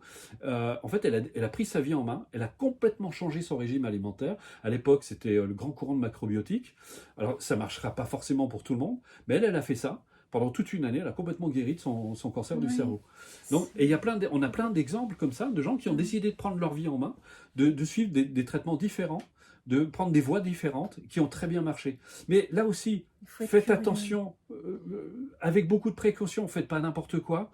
C'est pour ça qu'il faut vous faire accompagner par quelqu'un, il faut vous faire accompagner par un professionnel, si vous avez besoin de conseils. Moi, je ne vais pas m'aventurer à vous donner des remèdes, je vous donne quelques trucs comme ça en l'air, mais il y a vraiment des gens qui connaissent très très bien le sujet, c'est Cazenave, ou comment il s'appelle Thierry Casasnova. Thierry Casasnova fait des choses extraordinaires de ce côté-là. Parce qu'il a traversé. Lui, c'est pareil, il a traversé des maladies absolument incroyables. Donc, vous voyez, mais la nature. D'ailleurs, j'ai fait une capsule sur les balades de Bono où je parle justement de la santé. Ouais, c'est ça, multiplaisant. Multiplaisant. Multiplaisant. Maryse, je Pas t'enverrai le lien. Oui, on vous si enverra tu le veux. lien. Voilà. Donc, on continue. Radia, comment arriver à construire un accomplissement personnel suite au décès de son conjoint et après une vie accomplie de 35 ans? Je suis très investie professionnellement, ce qui me permet de m'accomplir partiellement. Mes 2 enfants construisent leur foyer, ce qui est super. Et moi, je me retrouve seule, 60 ans, proche de la retraite, avec 2 tentatives et ruptures de nouvelle vie en couple. Et malgré certaines activités que j'affectionne, jardinage, balade et découverte de la nature, lecture, je me sens de moins en moins accomplie. Je doute assez souvent de ma capacité à m'ajuster aux moments de tristesse, de solitude, à l'environnement sociétal. Merci d'avance de l'échange que vous nous proposez. Il faut que vous compreniez que, en fait, ça doit d'abord partir de vous. Je dis souvent, rien à l'extérieur n'existera s'il n'existe pas d'abord en vous. Donc c'est pour ça que je reviens à cette question que j'ai posée dès le départ. Qu'est-ce que vous voulez? C'est quoi votre aspiration? Faites exister cette aspiration. Et nourrissez-la, faites-la grandir, faites-la encore exister, pour qu'elle commence à prendre, à se déployer en vous. Ça ne va pas venir comme ça tout seul, comme par magie. Votre vie, elle peut changer, mais il faut d'abord commencer à planter les graines, à les semer, à les nourrir, à les faire exister. Et c'est comme ça que petit à petit, ça va prendre du pouvoir. Laurence, depuis 4 ans, je m'occupais de ma filleule. Je me suis attachée à elle, presque comme mon enfant. Mais voilà, la vie a fait qu'elle soit partie à plus de 600 km de chez moi, sans que je puisse lui dire au revoir, et à quel point je l'aimais. Un coup de massue. J'en pleure toutes les larmes de mon corps, je suis comme vidée. Alors comment puis-je faire pour éviter d'en souffrir autant? A priori, vous n'avez plus de contact du tout avec votre filleule? Je pense que j'ai déjà répondu à cette question. Je pense, ne vous arrêtez pas à ça, au risque de passer à côté de votre vie. Vous avez une vie à vivre. Votre vie, elle ne peut pas dépendre d'une seule personne. Elle ne peut pas dépendre, je pense qu'effectivement, comme vous dites, vous êtes attaché parce que vous en avez fait votre univers, vous en avez fait votre bonheur. Mais le bonheur, il est d'abord en vous. Vous devez le construire, le faire exister en vous. Et vous rencontrerez d'autres personnes, vous rencontrerez d'autres personnes avec qui construire, des amis, des proches qui vont petit à petit. Donc ne laissez pas un événement, une circonstance, une séparation vous arrêter de vivre. La vie, elle continue. Votre douleur n'y changera rien, votre peine n'y changeront rien. C'est comme dans le deuil, c'est que, d'ailleurs on voit les gens quand ils ont fini par complètement accepter le deuil, là ils commencent à se remettre à vivre, à s'ouvrir aux autres, à recommencer à construire. C'est douloureux certes, mais c'est comme ça que vous arrivez à changer et à vivre autre chose. Hmm. Il y a une question qui peut rejoindre celle de Anthony. Marielle, licenciée économique, je suis en pleine remise en question. J'ai besoin des clés pour retrouver une confiance en moi et une estime de moi. Et Anthony posait une question. Actuellement en reconversion professionnelle, quels conseils pourriez-vous me donner pour dépasser ma peur, à savoir la confiance en soi? À vous entendre, cela paraît facile. Non, je n'ai pas dit que c'était facile. J'ai dit que c'était simple, mais je n'ai pas forcément dit que c'était Oui. facile. Parce que tout dépend du point de départ, ça dépend de... Voilà. Mais la première chose, c'est très très important, je le répète, je l'aurais répété pendant toute la vidéoconférence, mais qu'est-ce que vous voulez? C'est quoi? C'est vraiment le point de départ. C'est de vous donner une direction. Et si vous voulez avoir confiance en vous, comme disait mon vieux maître, si tu veux développer la confiance en toi, fixe-toi un objectif et cherche à l'atteindre en dépit de la lumière et de l'obscurité.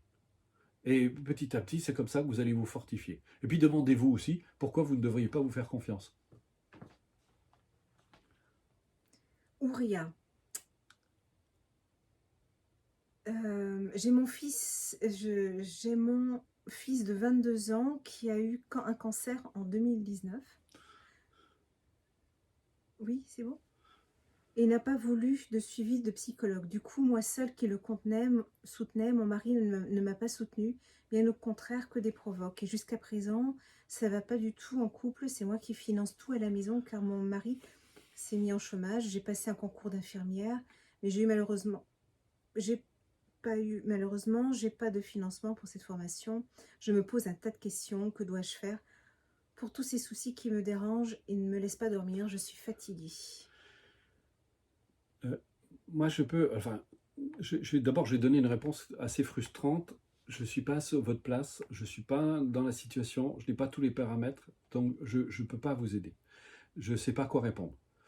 Parce que je ne connais pas les tenants, les aboutissants, etc. Et une situation est trop complexe et je me garderai bien de vous donner des conseils parce qu'ils ne seraient pas appropriés. Parce que vous êtes vous et moi, je suis moi et on n'agirait pas de la même façon. Mais par contre, moi, ce que je sais, c'est que vous pouvez faire quelque chose pour vous. Si vous voulez que votre situation à l'extérieur, elle change, commencez toujours par vous. De vous dire maintenant, je prends ma vie en main, je m'occupe de moi, je m'occupe sainement de moi, je commence à me prendre en main. Et ça va vous donner l'énergie et la force de trouver des actions, des modes d'action par rapport à l'extérieur. Et c'est comme ça. Je pense que le problème, c'est que tout le monde part dans la vie, c'est ce que j'ai dit au départ, on part dans la vie sans s'occuper de son propre bonheur. C'est pas du tout égoïste, parce que, comme je le répète souvent, qui mieux qu'une personne heureuse peut apporter du bonheur autour d'elle. Et c'est un peu comme quelqu'un, si vous voulez apprendre à nager aux autres, il faut d'abord que vous appreniez à nager. Ça va de soi. Donc ça commence par là. Et c'est pour ça que quand je vous dis prendre sa vie en main, c'est entreprendre une démarche, c'est commencer justement à créer les causes et les conditions de votre bonheur en vous. Et ça va progressivement commencer à se déployer dans votre vie. Vous allez voir que vos relations changent, vos rapports avec les autres changent, votre couple va changer, c'est dans votre travail, vous allez commencer à faire des choix différents, vous allez prendre des orientations différentes. Il faut comprendre, quand on apprend à s'aimer, à se respecter, c'est-à-dire on commence à se faire des cadeaux, parce que euh, est-ce que vous allez faire du mal à une personne que vous aimez? Bien sûr que non. Au contraire, vous aurez même envie qu'elle aille bien, qu'elle se sente bien. Eh bien, si vous apprenez à vous aimer, vous commencerez à vous faire des cadeaux. C'est ce que j'arrête pas de répéter dans mes stages, c'est ce que j'arrête pas de montrer dans les stages aux gens, pour leur dire, voilà comment vous pouvez faire.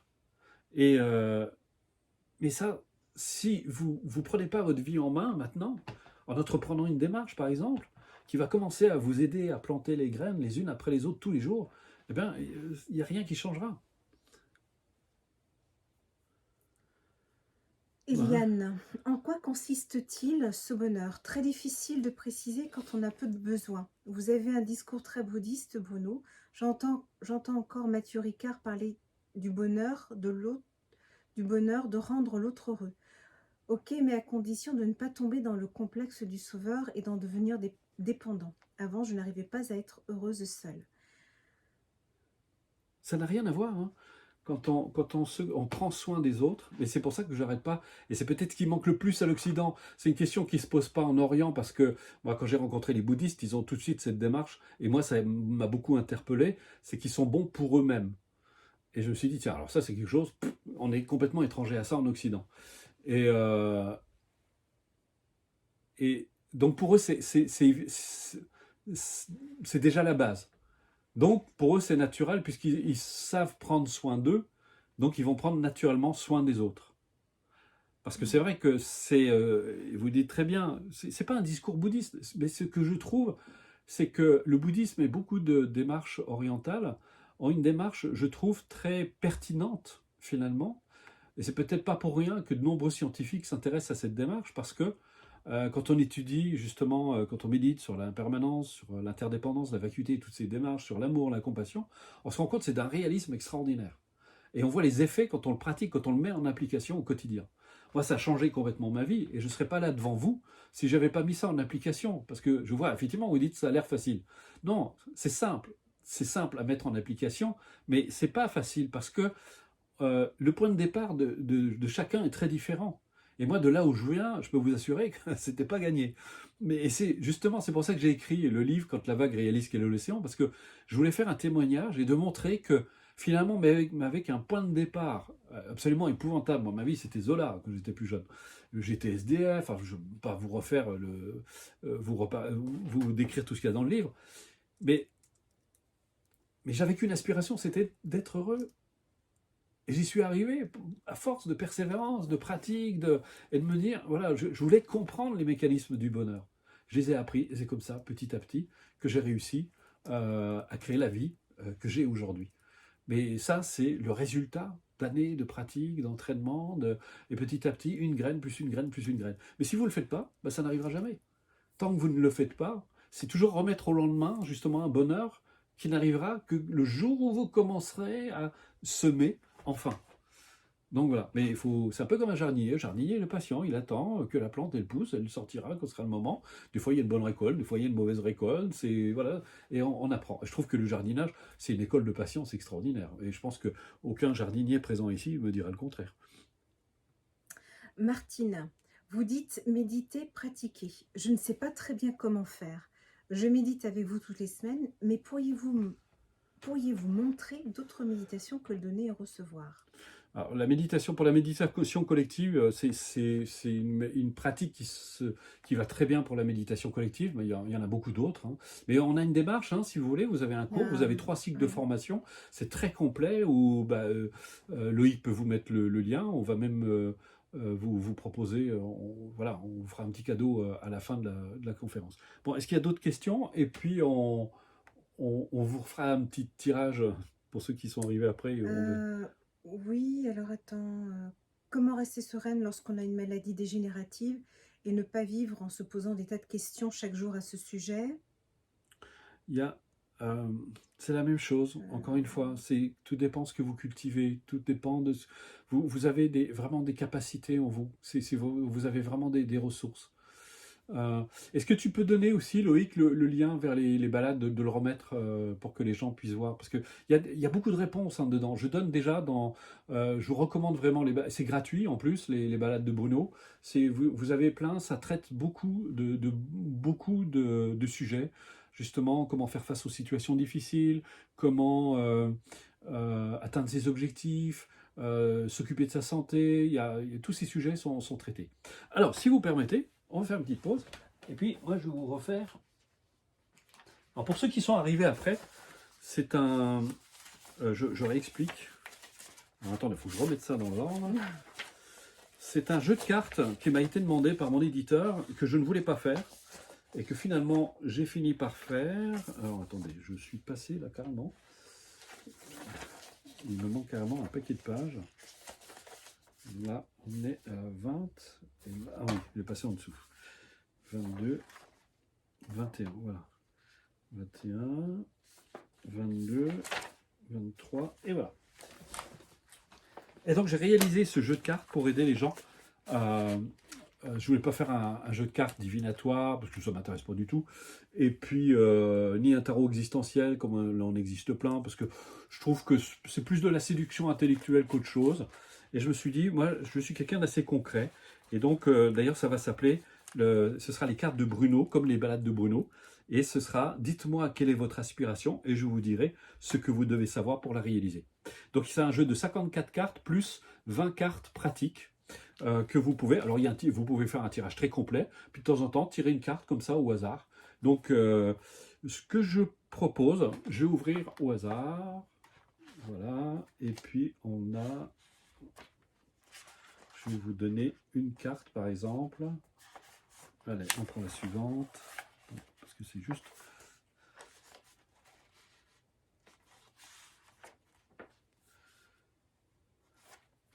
Non, attendez, parce que c'est un peu le fouillis. Bon, allez, donne-moi entre 1 et 2. Yes, 2 cette fois-ci. 1 et...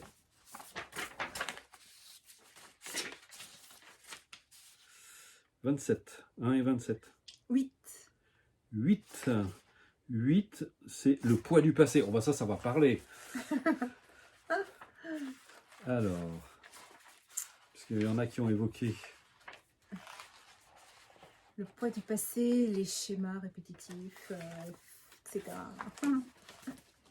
Voilà. Je m'excuse, hein, parce que c'est un petit peu... on a fait un tirage, 6, 7, 8...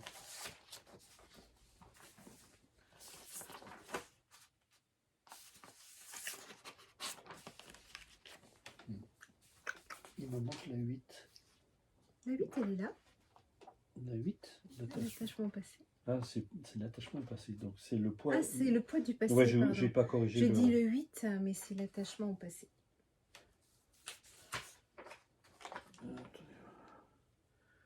53. Voilà. Excusez-moi. Hein. Voilà. À l'image de la montgolfière qui ne peut s'élever vers le ciel à cause de ses attaches et des poids qui la retiennent au sol, pour de nombreuses raisons, nous ne parvenons pas à avancer parce que nous demeurons attachés à notre passé. La nostalgie d'un passé heureux, d'une relation qui a pris fin par la rupture ou le décès, une situation professionnelle dans laquelle nous nous épanouissions, etc. Autant de circonstances heureuses qui ont fini douloureusement pour nous et qui nous empêchent de tourner le dos à ce passé pour aller vers de nouveaux horizons. Nous refusons d'avancer parce que nous avons trop peur de ne pas retrouver une situation identique ou similaire. Nous ne nous sentons pas le courage de recommencer à nouveau. Nous sommes restés dans un sentiment d'incompréhension et parfois de désarroi qui nous empêche de continuer notre route. Nous devons avoir conscience que si nous avons été heureux à un moment ou à un autre, c'est parce que nous l'avons créé. Que notre bonheur ne dépendait pas des circonstances extérieures, mais le contraire. Mais aujourd'hui, nous pouvons recréer la même chose avec cette fois davantage de conscience, en acceptant l'impermanence des phénomènes, en acceptant que tout change, que rien ne dure. Cela ne doit pas nous décourager en nous disant « alors à quoi bon ?» mais au contraire, parce que si ce bonheur apparent ne dure pas, la souffrance et le malheur non plus, mais que celui qui le crée, lui, est toujours là. Si vous tirez cette carte ou si elle se trouve à gauche du jeu, si vous ne parvenez pas à trouver une aspiration ou si vous vous sentez freiné pour la réaliser, peut-être est-ce parce que vous êtes trop attaché à votre passé. Il est sans doute temps pour vous d'accepter enfin que cela soit fini, qu'il est temps de reprendre la route pour créer d'autres bonheurs, en sachant que votre bonheur sera autant profitable à vous qu'aux autres. Voilà, une autre petite carte. Bien, alors, merci, merci. Alors, c'est pas fini, on va vous faire un petit cadeau maintenant. On va vous faire un petit cadeau, je pense qu'on a répondu à la plupart des questions. S'il y a des frustrés, détendez-vous. Vous, comme on vous l'a dit, vous avez les balades de Bruno, vous avez plein de choses qu'on vous donne. On répond. Alors attendez, je vais vous faire. Où est-ce que c'est ça? Voilà, c'est. Je fais apparaître ça. Voilà. Ah, pour ceux qui n'ont pas trop les moyens, je sais que c'est pas toujours évident. Je vais vous parler, Loïc, si tu veux bien mettre le lien vers justement l'explication de la méthode qui se trouve sur les balades de Bruno. Vous avez une méthode en 3 cycles, très complète. Et là, vous avez vraiment matière. Vous avez vraiment des outils extraordinaires pour avancer. Et vous verrez, les témoignages sont éloquents. Tous ceux qui l'ont suivi le disent. Et l'avantage, c'est qu'en plus, vous n'êtes pas seul parce qu'on a créé un groupe de soutien. Et les gens s'entraident. C'est absolument magnifique. Mais ça, on va en reparler. Cette méthode se déroule en 3 cycles. Je ne vais pas vous rentrer dans le détail parce que tout est sur la vidéo que Loïc vient de vous mettre. Tout est détaillé, c'est très complet. On vous explique justement tout ce que ça peut vous apporter, de A à Z. Ça représente pratiquement 9 mois de formation. Alors vous allez dire, oh, 9 mois de formation, mais ça se fait dans le plaisir. C'est un plaisir et ça ne doit être que ça. Quand vous pratiquez, ça doit être du plaisir. Ça doit être un moment où vous êtes heureux de le faire. Où vous prenez soin de vous, vous occupez de vous. C'est un rendez-vous, en fait, avec vous-même. Où tous les jours, vous plantez une graine, puis une autre, puis une autre, puis une autre. C'est ces fameuses graines dont je vous parlais. En fait, que vous semez encore et encore, et qui petit à petit vont commencer à changer. Le premier cycle, on va dire, c'est vraiment ce qu'on peut appeler, ce que certains appellent la pleine conscience. J'aime pas trop ce terme, parce qu'en fait, c'est finalement que de l'attention. On apprend à être attentif au corps, attentif au mental, attentif à la respiration. On éveille l'attention et puis on l'éveille sur... Il y a un exercice d'expansion du champ de conscience qui est aussi extraordinairement magnifique, qui vous aide à avoir de la distance. Parce que le problème, justement, par rapport à vos difficultés, ce que j'entends, c'est la première difficulté que vous rencontrez, c'est d'avoir de la distance par rapport à ce que vous vivez. Et ça, c'est la première chose. Si vous voulez que votre vie change, il faut que vous ayez suffisamment de hauteur par rapport à ce que vous vivez. Et ça, vous ne pouvez pas l'obtenir comme ça. Vous ne pouvez pas l'obtenir par la réflexion. C'est vraiment la pratique qui va vous donner cette saine distance, cette distance salutaire par rapport à vos nœuds, par rapport à vos difficultés, d'arriver à les regarder, à les voir avec cette distance, cette saine distance. Et là, vous pouvez agir. Mais tant que vous n'avez pas cette capacité, eh bien, vous ne pouvez strictement rien faire. Donc c'est là où c'est vraiment important, cette pratique de l'attention est fondamentale. Je dirais même que c'est la base. Ensuite, il y a tous les antidotes qui sont indispensables aussi. Parce que parfois, vous êtes aux prises justement avec des émotions violentes, des pensées dont vous ne savez que faire, vous ne savez pas comment vous en libérer. Et là, on va recourir justement à ce qu'on appelle le jeu des antidotes. Et là, vous avez plein d'antidotes. Et il y a un antidote qui n'existe pas en Orient, parce qu'ils ne souffrent pas trop de ça. Mais il y a même un antidote à la culpabilité. Il y a tout un exercice qui est consacré à ça. Voilà. Et c'est épouvantable parce que ce mode de pensée, justement, nous invalide. Alors vous avez un exercice, le premier s'appelle le calme intérieur, ce qu'on appelle le sourire intérieur, qui vous aide à avoir de la distance par rapport à vos émotions destructrices, justement, apprendre à vous regarder avec là aussi cette distance bienveillante. Vous avez un exercice sur l'acceptation de soi, vous apprenez à accepter aussi bien vos émotions positives, et ça c'est très important, enfin même pas vos émotions positives, mais je dirais vos qualités positives, parce que souvent on ne se voit pas, on ne voit pas qu'on a plein de qualités, et en fait vous en avez plein. Et donc en conscientisant, entre guillemets, justement ces qualités, eh bien vous allez les faire davantage exister et elles vont commencer à prendre de la place. Et c'est ça qui va vous donner confiance en vous. Et puis, vous allez apprendre à accepter aussi ce que vous appelez justement vos points négatifs, vos émotions négatives. Et vous allez voir justement qu'elles n'ont pas autant d'influence qu'elles ont l'air d'en avoir. Au contraire, vous allez avoir un regard très différent par rapport à ça. Et puis vous avez un exercice qui vous montre comment, qui vous donne toutes les manettes pour réaliser plus aisément vos objectifs, parce que là aussi, c'est une question d'état d'esprit. Et ça se cultive aussi, vraiment, ça s'apprend. Et puis, vous avez des pratiques comme l'équanimité des sentiments qui vous La libèrent, confiance en qui est un soi aussi, hein. puissant antidote à la culpabilité aussi. Vous avez un exercice sur la confiance en soi, sur comment renforcer ses motivations. Enfin, vous avez tout un ensemble d'exercices comme ça très complets qui sont autant d'antidotes qui vous aident dans votre quotidien. Et là, vous êtes vraiment équipé. C'est un peu comme si vous montez une montagne. Ben, vous avez besoin d'un équipement. Et bien là, vous êtes équipé pour traverser la vie. Et puis, troisième degré, là, on va vraiment au cœur même de la connaissance. Là, il s'agit de réaliser la vraie nature de l'esprit. Ce que nous sommes, c'est très important. Parce que plus vous allez réaliser qui vous êtes, et moins, justement, les choses auront d'emprise sur vous. C'est très important. Parce que quand je disais tout à l'heure, plus vous allez vous aimer, moins vous serez manipulable, et moins vous vous sentirez seul, et moins vous serez dépendant des autres aussi. C'est très important, parce que avoir des relations saines et heureuses est une chose, mais en dépendre en est une autre. Et ça vous rendra beaucoup plus constructif. Donc là, il y a des notions justement qui sont abordées, comme l'impermanence, l'interdépendance, la vacuité, l'amour, la compassion, qui sont des notions très importantes, mais les exercices qui s'adressent au corps pour favoriser le processus de guérison. Il y a plein de choses comme ça, sur là aussi 12 semaines. Donc le premier cycle, lui, il fait 7 semaines, le deuxième fait 12 semaines, et le troisième, il fait 12 semaines aussi. C'est très riche, c'est très complet, et là vous avez un accompagnement... si vous alliez voir un coach, ça vous coûterait mais, les yeux de la tête. Et là, vous avez ce cours, normalement il vaut 250 € par cycle, ce qui est déjà rien du tout.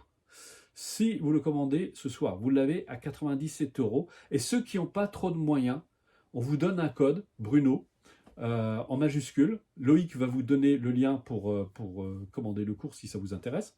Et si vous mettez le code, vous aurez le cours à 79 €. Mais je vous demande de ne pas abuser, s'il vous plaît, parce qu'on fait ça vraiment pour aider les gens qui ont le moins de moyens. Si vous avez suffisamment de moyens, je pense que 97 €, c'est vraiment pas la mer à boire. C'est vraiment accessible à tout le monde. C'est 2 pleins d'essence, vous voyez, et l'essence, vous êtes obligé d'en remettre. Là, il faut savoir, c'est que vous payez une fois et c'est payé à vie. Parce que si vous voulez refaire les cours plus tard, vous les refaites autant de fois que vous le voulez. Vous nous redemandez, vous dites, voilà, ça fait quelques années, j'ai fait vos cours, j'aimerais bien les reprendre, et vous ne payez plus rien. Et puis, il y a C'est offert. l'application aussi. Vous avez une application. Actuellement, on a une application qui marche très bien. Vous pouvez mettre ça sur votre téléphone, vous pouvez l'écouter. Enfin, il y a plein de trucs. Et prochainement, c'est imminent, mais vous l'aurez de toute façon, même si vous commandez ce soir. On va avoir une nouvelle application qui va être très complète, dans laquelle vous aurez les balades de Bruno, vous aurez les méditations collectives, vous aurez tout ensemble. Mais ça, bon, c'est pour prochainement. Hein, ça va être très bientôt. Donc ça, vous recevrez l'information, même si vous inscrivez maintenant, en temps voulu. Donc, et puis je reviens sur ce groupe de soutien. On a créé un groupe privé sur Facebook. Moi, quand je vois comment les gens se soutiennent entre eux, mais des fois, j'ai les larmes aux yeux parce que je trouve ça tellement beau. Je vois cette solidarité, cet amour que les gens se témoignent, et c'est absolument fantastique. Et si vous avez l'occasion aussi, alors ça c'est autre chose, vous avez... alors juste, pour le code, il va rester quelques jours, hein, on va le laisser 3-4 jours, pas plus. Hein, donc si vous voulez commander, c'est maintenant ou jamais à ce tarif, si vous n'êtes pas trop fortuné. Mais encore une fois, je répète, hein, 97 €, franchement, c'est donné aussi. Hein, parce que quand vous allez voir ce qu'il y a dans le cours, comment c'est complet, vous êtes accompagné, donc c'est vraiment très riche. Et on organise aussi des stages. Les stages, ils vous aident à être... vous êtes dans un contexte tout à fait approprié, et ça vous donne une imprégnation très forte. Parce que pendant 4 jours, 5 jours, 6 jours, 10 jours même, on fait des stages de 10 jours, où là, vous baignez dans un univers de bienveillance, de respect, où vous découvrez justement l'entraide, l'amitié. Il y a une vraie fraternité qui se met en place assez rapidement. C'est très touchant de voir... et là, il y a des personnes qui sont venues au mois d'août, ils pourront en parler. D'ailleurs, on leur a demandé de témoigner sous une vidéo. Bah, Loïc, si tu peux donner la vidéo aussi. Et vous voyez, c'est juste fantastique. Il y a vraiment quelque chose, il s'est passé quelque chose de très puissant. Et ça vous imprègne, et ça vous donne un repère en vous disant, mais voilà, ce bonheur, je peux le créer, je l'ai vécu. Maintenant que je l'ai vécu, je l'ai ressenti de tout mon être pendant plusieurs jours, je sais que c'est possible. Et ça vous donne une foi extraordinaire dans votre capacité à changer. Et ça, c'est puissant aussi. Mais par contre, ça ne remplace pas les cours, parce que le cours, c'est la graine que vous plantez tous les jours, qui petit à petit commence à changer votre vie, à s'insinuer dans votre vie, à se déployer dans votre vie, et à commencer à créer autre chose. Donc voilà. Je crois qu'on vous a à peu près tout dit, hein, sans qu'on n'a rien oublié. Hein. pour ceux qui souhaitent avoir, je vois Daniel qui pose la question, impossible d'avoir le niveau 3 seul. C'est pas, effectivement, c'est pas sur le site, mais vous nous Non, il faut faites envoyer un votre mail. demande Envoyer par un mail, email oui. et on vous envoie le lien. On voit un mail pour Voilà. le niveau 3. Par contre, je ne sais pas si vous les avez fait, mais le niveau 3 seul, vous ne pouvez le faire que si vous avez fait le niveau 1 et 2. Hein. C'est très important. Sinon, vous ne pouvez pas le faire. On ne peut pas faire. Les niveaux, ça n'aurait aucun sens de faire le niveau 3 si vous n'avez pas fait les précédents. Donc, vous devez les faire dans l'ordre. Hein. Donc, voilà. Voilà, bah écoutez, moi j'étais ravi, j'ai passé une superbe soirée, c'était un vrai régal comme toujours, on adore être en votre compagnie.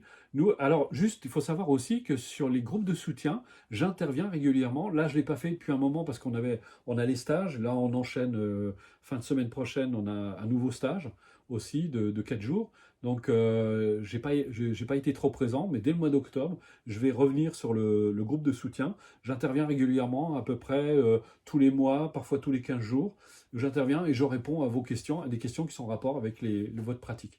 Donc vous voyez, vous n'êtes vraiment pas seul. Donc vous voyez, franchement, 97 € le cours, c'est vraiment rien du tout, quoi. Vous trouverez ça nulle part, hein, je peux vous assurer. À ce tarif, vous faites un simple... Et vous vous faites un cadeau, en voilà. fait. Un vrai cadeau, Voilà. Si franchement. vous allez voir un thérapeute, moi je sais que si vous allez faire des cours de relaxation de je sais pas quoi, c'est minimum 40, 50, voire 70 € la séance. Là, vous vous rendez compte, vous avez pratiquement le cours pour le prix d'une séance. Donc, encore une fois, je le répète, c'est une acquisition qui va vous servir toute votre vie, dans toutes les circonstances, dans tous les moments. Vous ne serez plus seul, justement. Voilà, bah, écoutez, on pense très fort à vous. J'espère vraiment qu'on va bientôt vous revoir dans un cours, dans un Merci. stage ou dans une conférence. Mais ne vous limitez pas à la lecture, ne vous limitez pas à regarder même des vidéos, même les miennes. Je veux dire, ça suffit pas. Il faut vraiment prendre votre vie en main et vous dire maintenant, j'ai commencé à planter les graines de demain. Parce que votre vie ne va pas changer. Si vous continuez, je le répète, mais si vous continuez à penser, à agir, à vous exprimer comme vous l'avez toujours fait, vous aurez les mêmes résultats. Ça ne peut pas être autrement.